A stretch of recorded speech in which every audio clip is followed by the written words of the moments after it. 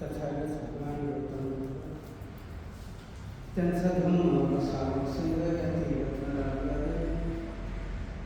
बोधिसत्व ईश्वर doctor Babasaheb Ambedkar यांच्या उपस्थित उपासक उपासिका उपासक आणि उपासिका यांच्या प्रतिबिंबन व्यक्त करून मिलित प्रश्नाचं पठण व श्रवण दर रविवारी करत असतो. त्याप्रमाणे आजही आपण करत आहोत.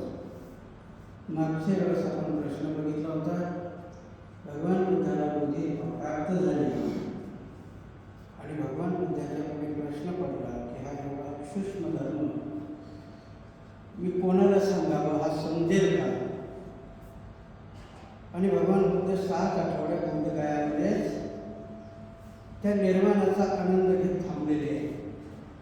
आणि त्यावरतीच राजा मिलिंदांचा विचारलेला प्रश्न होता की भगवंताला जर खरोखर बोधी प्राप्त झाले, वेगवेगळे उदाहरण दिले होते त्यांनी की एखादा मुलगा जसा की वर्षभर प्रॅक्टिस करतो पण ज्या दिवशी आखाड्यात कुस्ती असते त्या दिवशी तो जात नाही, असं भगवान बुद्धाचा स्वतःचा द्वैअर्थाने विचारलेला प्रश्न आपण मागच्या रविवारी बघितला. त्याचं विश्लेषणही बघितलं. राजा मिलिंदांना नागसेनाने सांगितलेलं आणि त्याचं विश्लेषण मागच्या रविवारी आपण बघितलं. राजा मिलिंदाचं जसं समाधान झालं तसं थोडंफार का होईना तुमचंही समाधान होतं आहे. परंतु आवाजामुळे बऱ्याचशा लोकांच्या कंप्लेंट होत्या की कालचा प्रश्न त्यांना बरोबर कळाला. आणि एका दृष्टीने ते चांगले आहे की मी मागे त्रिपिटकामधलीच अनाथ पिंडकाच्या मुलाची कथा सांगितली होती. कारण मी बऱ्याच ठिकाणी कार्यक्रमाला जातो, भंतेजी प्रवचन देत असतात आणि लोक आपसात बोलत असतात. आता अडचण माझी अशी आहे की मला डायबिटीज आहे आणि माझा एखादा मुद्दा रोखला की माझ्या त्या याच्यावर निघून जातो आणि मग परत ते मेमरीमध्ये येत नाही. कारण डायबिटीजच्या माणसाचे ते प्रॉब्लेम आहे की एकदा त्या एखादं विस्मरण झालं की मग ते आठवत नाही. आणि मग कुठल्याही कार्यक्रमात गेलो की जर पुढचा श्रोता एक चित्त नसेल तर मीही विचलित होऊन जातो आणि माझं प्रवचन कुठेतरी दुसरीकडे भरकटत जातं. आणि म्हणून ऐकणारा किती एकरूपतेने ऐकतोय, कालच्या कंप्लेंट उकळ की निदान ऑनलाईन बघणारे तरी ते एकरूपतेने ऐकतात कारण त्यांना डिस्टर्ब जाणवतं. याचा अर्थ कसा होता की अनाथ पिंडकाचा मुलगा होता काल, काय नाव त्याचं, धार्मिक नव्हता. बाबाला वाटायचं बुद्धाचं प्रवचन ऐकायला याने जावं. श्रीमंत आहे, अनाथ पिंडे श्रीमंत आहे. जैतवनावरती पूर्ण याच्यावरती सोन्याच्या मुद्रा अथरून विकत घेऊन ते बुद्धाला त्यांनी दान केले. मी एक चित्ताची गोष्ट सांगतो तुम्हाला. आणि मुलगा मात्र प्रवचनाला जात नाही, धार्मिक नाही. आणि म्हणून मग तो आपल्या मुलाला सांगतो की मी तुला 1000 मुद्रा देतो, कोणतं जाऊन प्रवचन आहे. पोरगं पैशाच्या लालचीने जातं. पहिल्या दिवशी जातं, भगवान बुद्धाचं प्रवचन ऐकायला बसतं, पण त्याचं सगळं लक्ष त्या 1000 मुद्रेमध्ये असते. कधी संत मी कधी जातो, कधी संत कधी जातो आणि ते 1000 मुद्रा घेतो. बाप चौकशी करतो, पोरगं खरंच गेलंय का? दुसऱ्याने सांगितलं हो तुमचा मुलगा प्रवचनाला आला होता. आणि म्हणून बाप घरी येऊन काही विचारायच्या अगोदरच पोरगा म्हणतो माझ्या 1000 मुद्रा द्या. बाप म्हणतो काय ऐकलं ते मला सांग. ठीक आहे आपली जबान म्हणतो, तर जायचं प्रवचनाला ही आपली जबान होती. मी जाऊन आलो, तुम्ही सगळ्या लोकांना विचारा माझ्या 1000 मुद्रा टाका. आणि तुमचं हे काही बरोबर नाही. दुसऱ्या दिवशी सांगतो तुला 10,000 मुद्रा दे, पण भगवान बुद्धाने काय प्रवचन दिलं ते देऊन तू मला सांग. आणि तो खाली परत दुसऱ्या दिवशी जातो. आता बापाला घरी सांगायचं म्हणून ते प्रवचन एकाग्रचित्तेने त्याला ऐकावं लागतं. आणि ते प्रवचन ऐकता ऐकता ऐकता तो स्वतःपती होतो. सगळी लोक उठून जातात, पण हा खाली काही प्रवचनातला उठत नाही. तो बुद्धाच्या पुढेच बसलेला आहे. 12 घंटे होऊन जातात, अनंत बुद्ध अजून आला नाही. आणि ते तिथे येतात, बुद्ध हसतात आणि बुद्ध म्हणतात आता हा स्वतःपती झाला, परत येणार नाही. असं झालं पाहिजे. कारण प्रवचन ऐकता ऐकता आपल्याला त्यातला गर्भित अर्थ आणि धार्मिक अर्थ कळाला पाहिजे. कालच्या प्रवचनामध्ये त्यांना जरी कळाला नसेल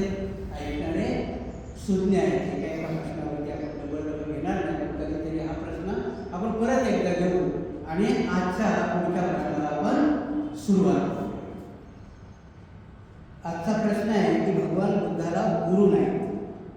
भगवान बुद्धाला गुरु नाही आणि राजा मिलिंदाने हा जो अर्थाने विचारलेला प्रश्न आहे तो आज आपण बघूया.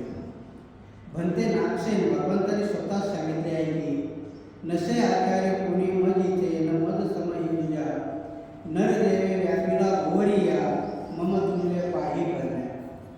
भगवान बुद्ध ह्या गाथेमधून म्हणतात की मला कुणीही गुरु नाही. मला जे बोधित्व प्राप्त झालं, जे निर्वाण प्राप्त झालं, सम्यक संबुद्ध मी प्राप्त झालं, हे मी माझ्या स्वबळावरती मिळवलेलं किंवा स्वबळावरती शोधलेला हा मार्ग आहे. तरी इथे राजा मिळेल विचारतो की भंते नागसेन माझा कुणीही आचार्य नाही आणि माझा कुणीही आचार्य नाही आणि माझी बरोबरी करू शकेल असा कुणीही नाही.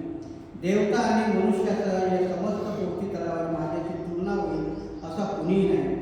असे जर भगवंताने खरोखरच सांगितले असेल तर भिक्षूंनो, अलार कलाम हा माझा गुरु असता आणि मी त्याचा शिष्य, तथापि त्याने मला आपल्या बरोबरीच्या आसनावर बसून माझा बहुमान केला असे त्यांचे म्हणणे खोटे ठरते.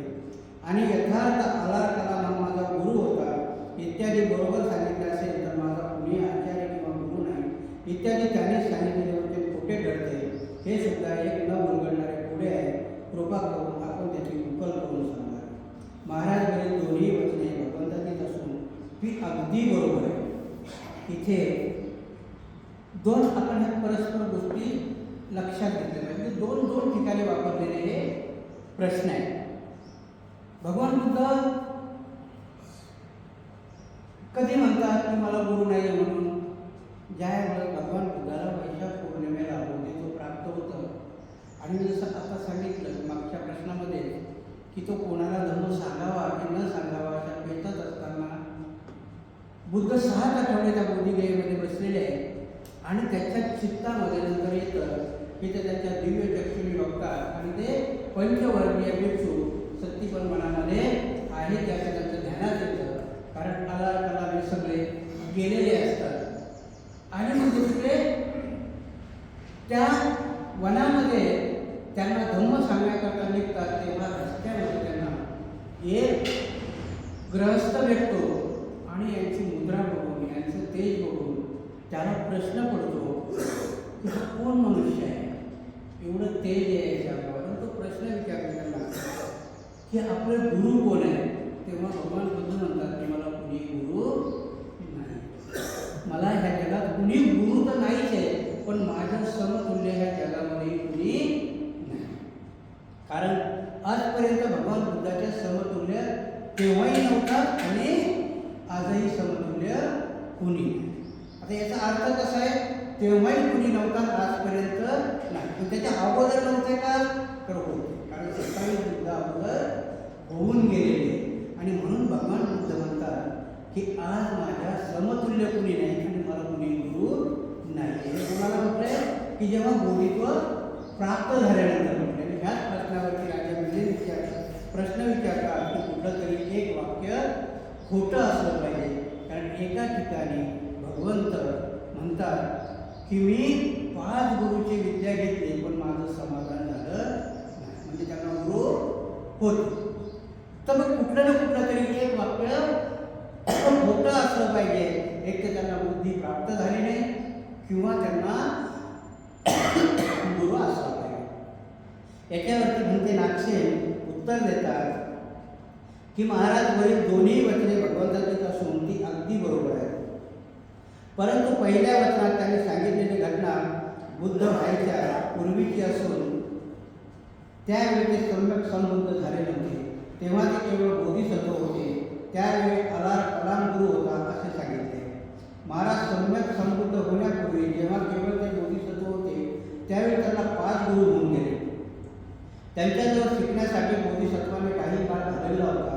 ते 5 गुरु किंवा आचार्य असे. महाराज बोधिसत्वाचा जन्म झाला होता त्याच राजवाड्यात प्रत्यक्ष येऊन त्यांची लक्षणे सांगणारे राम, ध्वज, लक्कन, मंती, यज्ञ, श्रेया, सुबोध व सुदन हे 8 ब्राह्मण ह्या लोकांनी त्यांची जन्मकुंडली काढून लक्षणे सांगितली व त्यांच्या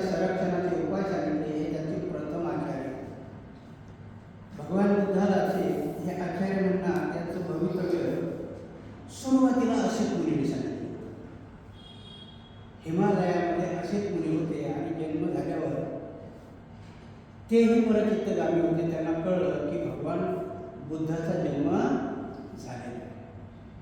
पण बुद्ध जन्म घेतात का? नाही. कारण आपल्याला सांगताना बरेचसे लोक सांगतात बोधिसत्वाचा जन्म होतो, बुद्ध निर्माण व्हावा लागतात. बुद्ध जन्म घेत नाही, बुद्ध निर्माण होतात. पूर्ण पारमिता पूर्ण करून आपली पूर्ण संकल्पना याच्यात आल्यानंतर बोधी प्राप्त होते. जन्माला येतात ते बोधी सत्व असतात.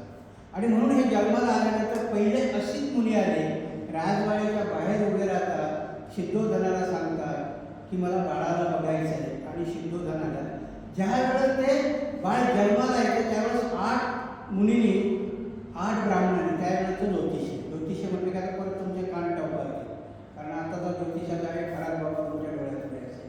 त्यावेळेचं ज्योतिष हे लक्षणावरून बघितलं जायचं, हस्तरेषा नसायच्या. आणि म्हणून आजही माहिती कथा सांगतो तुमच्या की नालंदा युनिव्हर्सिटीमध्ये ज्याला तुम्ही खगोलशास्त्र म्हणता की नाही, ग्रह ताऱ्याचं शास्त्र, हे कॉस्मॉलॉजी ज्याला म्हणतात, ते शिकवलं जायचं. त्याचे एक्सपर्ट होते आचार्य कुलगुरू होते ते त्यांचे होते. प्रतिबुद्ध म्हणतात त्यांना, नागार्जुन. हे तो विषय शिकवायचे कॉस्मॉलॉजी. हे 3 विषयात खूप पारंगत होते. कॉस्मॉलॉजी, केमिस्ट्री आणि माध्यमिक ह्या 3 गोष्टीमध्ये नागार्जुन परफेक्ट होते. परंतु त्याची विकृती होता होता होता होता तुमच्या हाताच्या रेषा बघण्यापर्यंत. ॲक्च्युली कॅलेंडर कसं निर्माण झालं तर ग्रह ताऱ्यांच्या याच्यामुळे निर्माण झालं. आणि ही बौद्धाची कला आहे. पुनर्कोणाचं आहे, बौद्धाचं आहे, शिकवलं जात होतं. म्हणून त्यावेळेस बुद्धाचं भविष्य तर त्यांच्या अंगावर असणाऱ्या लक्षणावरून त्या 8 लोकांनी सांगितलं होतं की यांच्यामध्ये 32 लक्षणं आहेत. हे जर ग्रस्त जीवनात राहिले तर चक्रवर्ती राजा होतील आणि ते जर संन्यासी झाले तर सम्यक संबुद्ध होतील. म्हणून पहिले गुरु कोण सांगतात त्यांचे तर ती 8 ब्राह्मण की ज्यांनी त्यांचं भविष्य सांगितलं. का गुरु म्हणतात? गुरु शिष्याचं भविष्य घडवत असतो. आजही आपण मास्तरांना म्हणून म्हणतो की नाही. मग पहिलीचा मास्तर आणि PhDचा मास्तर याच्यामध्ये फरक आहे की खूप मोठा फरक आहे. आणि म्हणून गुरुची ही उतरण तेव्हाही होते आणि आत्ताही. म्हणून त्यावेळेस जन्माला आल्यावर अंगावरची लक्षणं बघून जे 8 लोक त्यांचं भविष्य म्हणजे पुढे हे काय होणार, काय होऊ शकतात म्हणून अशाच नाही पडल्या. आणि म्हणून मन पडले की बाळाचे पाय पाळण्यात त्याचं लक्षण ते आहे की जन्माला आल्याबरोबरच मूल काय होतं. आणि म्हणून तुमच्यामध्ये विज्ञानही सांगतं की जे जे बी जन्माला येतं, जे सजीव प्राणी आहे ते आपल्या आई आणि वडिलांकडून 40% जीन्स घेतात. आता तुमचा DNA बघताना काय बघितलं जातं? आई आणि वडिलांचे जीन्स चेक केल्या जातात की हे दोन्ही समप्रमाणात बाळात जर असतील तर हे याची आई वडील आहे. ती कथा त्यावेळेस होती. आणि म्हणून लक्षण कोणाकडून येतात तर 40% आई वडिलांकडनं, 10% पूर्वाश्रमीचं प्रारब्ध आणि 10% तुमची परिस्थिती त्याला लागली. आणि म्हणून म्हणतात की परिस्थिती एवढी पॉवरफुल असते की जर तुमच्या कितीही आईवडील विचार असतील, त्याच्यातले जीन्स मुलात कितीही टक्के आलेले असतील, पण ते बाळ झाल्या जर चोरीच्या टोळ्याच्या हवाली केलं तर चोरच होणार. ते जीन्स उपयोगी येत नाही, परिस्थिती उपयोगी येते. आणि म्हणून कधी कधी नियमाला अपवाद असतो. आणि म्हणून कचरा वेचणाऱ्याच्या घरातही IAS निर्माण होतात. अपवाद असतात कधी कधी परिस्थिती. नाहीतर 90% तुम्ही IAS पोरांचा रेट बघा, त्यांचे आई वडील दोघंही परफेक्ट सुशिक्षित आहेत. त्यांच्या घरामध्ये 90% लोक IAS बनतात. परंतु अपवाद म्हणजे काय सांगायचं मला की जीन्स जरी नसेल तरी परिस्थिती आणि पूर्वजन्मीचं संचित तुमच्यासोबत आलेलं असतं. तसं 8 जणांनी भगवान बुद्धाचं भविष्य सांगितलं. कारण गुरु हा भविष्य घडवत असतो. म्हणून पहिले गुरु कोण करतात तर ते 8 ब्राह्मण. दुसरा गुरु कोण आहे? महाराष्ट्राचे दुसरे आचार्य आहे संपमित्त नावाचे ब्राह्मण. राजा शुद्धोधनाने त्यावेळेचा प्रथा होता, त्यावेळेस त्याच्या शाळा होत्या का गुरुकुल असायचे किंवा राजपुत्राला त्यावेळेचं शिक्षण असं आपल्यासारखं आर्ट कॉमर्स सायन्स नव्हतं त्यावेळेस वेगवेगळ्या पद्धतीचं शिक्षण म्हणजे राजपुत्राला राज्य चालवता चालवता घोडसवारीपासून तर धनुर्विद्यापर्यंत. आणि म्हणून ते शिक्षण देता देता प्रत्येक प्रकारचा प्रत्येक गुरु यायचा. धनुर्विद्या शिकवणारा वेगळा असायचा, तर तुमच्याला शिल्पकला शिकवणारा वेगळा असायचा, व्याकरण शिकवणारा वेगळा असायचा, राज्यकारभार कसा चालवावा हे सांगणारा वेगळा असायचा. असा सबमिती सर्व शिकवणारा 3ऱ्या वर्षापासून तर 7व्या वर्षापर्यंत शुद्धोधनाने त्याची नियुक्ती केलेली होती. म्हणून दुसरा गुरु कोण आहे तर सबमिती आहे. तिसरे गुरु आहे की जेव्हा ते वैराग्य निर्माण होतं आणि पहिले वैराग्य निर्माण झाल्यावर राजमहाल सोडल्यानंतर बोधिसत्व राजमहालाचा त्याग करून ज्ञानाच्या शोधासाठी बैल त्यांना प्रेरणा देणारा हृदय देवता हा त्यांचा तिसरा गुरु. इथे सांगतात की तिसरा गुरु कोण आहे तर स्वतःचं हृदय देवता. कारण स्वतःमध्ये निर्माण झालं नाही, वैराग्य हे स्वतः निर्माण झालं म्हणून तिसरा गुरु त्यांचे हृदय देवता आहे. तर चौथा गुरु आहे ते अनार कलामाच्या आश्रमामध्ये. काय शिकलेले आहेत ते अनार कलामाच्या आश्रमामध्ये? अनार कलामाने स्वतः भगवान बुद्ध सांगतात की अनार कलामाने मला बरोबरच्या आसनावर बसून शिक्षा दिली. अक्षरशः त्यावेळेस काय असायचं की गुरु उच्च आसनावर असायचे, शिष्य खालच्या आसनावरती बसायचे. परंतु अनार कलामाने भगवान बुद्धाला आपल्या बरोबरीच्या आसनावर बसून शिकवलेले आहे. काय शिकवलं होतं? ध्यान शिकवलं. परत हीच गोष्ट असते की भगवान बुद्धाने त्याच्या प्रत्येक जन्मामध्ये ही प्रक्रिया शिकलेली असल्यामुळे शिष्यांना समजायला कितीतरी आयुष्य गेलं, पण भगवान बुद्धाला ते 8 ध्यान शिकायला जास्त वेळ लागला नाही. कारण त्या पारमिता ते प्रत्येक जन्मात कंप्लीट करत आलेले. आणि म्हणून अनार कलामाच्या आश्रमामध्ये 8ही ध्यान ते लवकरच शिकतात आणि परत विचारतात की याच्या पुढे काही आहे. बघा काही गोष्टीच्या लिंक कशा लागत आहेत. भगवान बुद्धाला 8 ध्यान शिकतात. हा अनार कलामाकडे 500 शिष्य आहेत, त्यांच्या अगोदर आहेत त्यांच्याकडे, पण त्यांना ती ध्यानाची प्रक्रिया साध्य झालेली नाही. भगवान बुद्ध जातात आणि 3 ते 4 महिन्याच्या पिरियडमध्ये तो प्रसंग किंवा ते ध्यान शिकतात. आता बाबासाहेबाला DSc ही पदवी घ्यायला त्यावेळेस इंग्लंडच्या त्या युनिव्हर्सिटीमध्ये 7 वर्ष लागतात. किती लागतात? 7 वर्ष. बाबासाहेबाला सयाजीराव गायकवाडांनी दिलेली स्कॉलरशिप 2.5 वर्षात आणि बाबासाहेबाला 7 वर्षाचा कोर्स करतात. बाबासाहेब 22 महिन्यामध्ये ती पूर्ण करतात. का होता ती? कारण ह्या गोष्टी पूर्वाश्रमीचं संचित आहे. बोधिसत्व आहे त्याच्यामुळे त्यांना बोधिसत्व म्हटलं जातं. आणि म्हणून ते तुम्ही म्हणता की नाही की ब्राह्मणच हुशार असतो. बाबासाहेबांनी दाखवून दिलं की ब्राह्मणच हुशार नसतो. ती जी 7 वर्षाची डिग्री आहे ती बाबासाहेब 22 महिन्यात घेतात आणि ब्राह्मणात आजपर्यंत ब्राह्मणाने ती मिळवलेली नाही. भारतामधल्या फक्त 2 लोकांनी ती मिळवली. त्यामध्ये पहिले बाबासाहेब आणि दुसरे KR नारायण. आणि दोघंही आज वर्ष आहेत. KR नारायणांना 7 वर्ष लागली, बाबासाहेबांनी 22 वर्ष. म्हणून ती आजपर्यंत कोणाला नाही भेटली. तुम्ही जर गुगलवर गेला तर सगळ्यात जास्त पदव्या घेणारा कोण तर बाबासाहेबांचं नाव नाही. कोण आता नवीन आलाय त्याचं नाव आहे श्रीकांत. पण त्याच्याजवळ ती पदवी नाही. आणि ॲक्च्युली तो बाबासाहेबापेक्षा नाही. बाबासाहेबांकडे 4 PhD 32 डिग्री आहे आणि कितीतरी फेलो आहेत त्यांचे. परंतु इथे की जो कालावधी लागतो जसा बुद्धाला अनार कलामाकडे शिकण्याकरता जास्त वेळ लागला नाही 8 ध्यानाचा. आणि लगेच ते विचारतात की पुढे काय आहे, माझं समाधान झालं नाही, त्याच्या शोधाकरता मी बाहेर निघालो, ते या ध्यानात मला सापडत नाही. ध्यान हे प्रत्येकाला मिळवतं, परंतु जे जगामध्ये दुःख आहे त्याच्या निवारणाकरता मी निघालो ते तुमच्या ध्यानामध्ये सापडत नाही. जे अनार कलामाचे आहे. त्याच्यानंतर ते 5वा गुरु आहे त्यांचा उदक रामपुत्र, तोही ध्यान शिकतो. 4 ध्यान त्यांनी कपिला त्यांच्याकडे शिकलेले असतात, कलामाकडे, आणि उदक रामपुत्राकडे बाकीचे ध्यान शिकतात आणि कुठलंही समाधान त्यांचं होत नाही, कारण सम्यक समृद्ध ते घडत नाही. म्हणजे गुरु कोणाचे आहेत? मग 5चे 5ही गुरु आहेत हे बोधिसत्वाचे आहेत, सम्यक समृद्धाचे नाही. आणि म्हणून तिथून जेव्हा भगवान बुद्ध निघतात तेव्हा एक 5 प्राणांचे काही त्यांच्याबरोबर असतात, त्यांचं समाधान होत नाही आणि कठोर तपश्चर्या 6 वर्ष केल्या. आता तपश्चर्याचे काय प्रकार असतील?